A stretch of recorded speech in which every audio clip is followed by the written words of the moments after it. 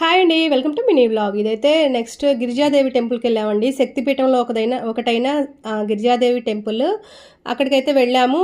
గుడి అయితే చాలా బాగుంది. ఫొటోస్ కూడా లోపల కూడా తీయనిస్తున్నారు. కానీ అమ్మవారిని తీయాలని అనిపించలేదు నాకు, అసలు అటువైపు వెళ్ళలేదు. కానీ బయట గుడి మాత్రం ఇలా ఉంది. ఒక గోపురం మాత్రం చాలా పురాతనమైంది అనుకుంటున్నాను నేను. ఇదైతే ఇక్కడ పిండ ప్రదానాలు అవి చేసి బయట ఇక్కడంతా బావిలా ఉంది, దాంట్లో పిండాలన్నీ కలిపేస్తున్నారు.